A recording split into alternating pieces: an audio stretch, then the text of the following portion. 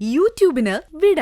സൂര്യയിലെ എല്ലാ പരമ്പരകളും സംരക്ഷണത്തിന് ശേഷം തികച്ചും സൗജന്യമായി സൺ നെക്സ്റ്റ് ആപ്പ് ഡൗൺലോഡ് ചെയ്യൂ. കണ്ടാസ്വദിക്കാം നിങ്ങളുടെ പ്രിയ പരമ്പരകൾ.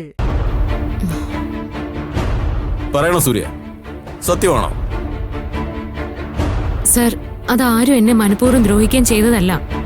ഒരു പ്രത്യേക സാഹചര്യത്തിൽ സംഭവിച്ചു പോയൊരു ഇൻസിഡന്റ് ആണത്. ഈ പ്രത്യേക സാഹചര്യമാണ് ഭാവന ഏതൊരു സംഭവത്തിന്റെയും പിന്നിലെ ട്രാജഡി.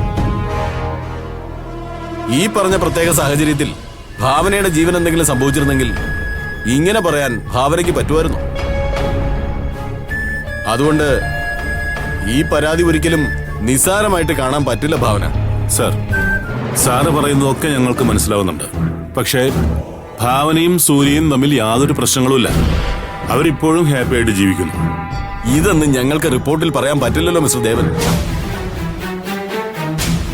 സർ, സാറ് തന്നെ പറയണം. ഞങ്ങൾ പിന്നെ എന്താ ചെയ്യേണ്ടത്? ഈ കംപ്ലൈന്റിന്റെ അടിസ്ഥാനത്തിൽ ഭാവനയെ ഈ വീട്ടിൽ താമസിപ്പിക്കാൻ പറ്റില്ല.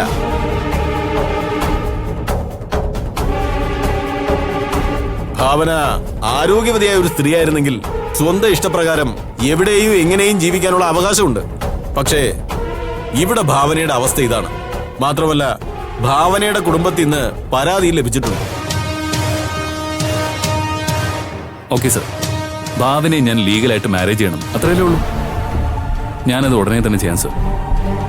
അത് ഞാൻ ചെയ്യാനിരിക്കായിരുന്നു. അങ്ങനെയാണെങ്കിൽ പിന്നെ വിഷയമൊന്നുമില്ല സൂര്യ. പക്ഷേ അതുവരെ ഭാവനയെ ഭാവനയുടെ വീട്ടിലേക്ക് മാറ്റി താമസിപ്പിക്കണം. ഞാനീ പറയുന്നത് നിങ്ങളുടെ നന്മയ്ക്ക് വേണ്ടിയാണെന്ന് മാത്രം കരുതിയാൽ മതി സൂര്യ.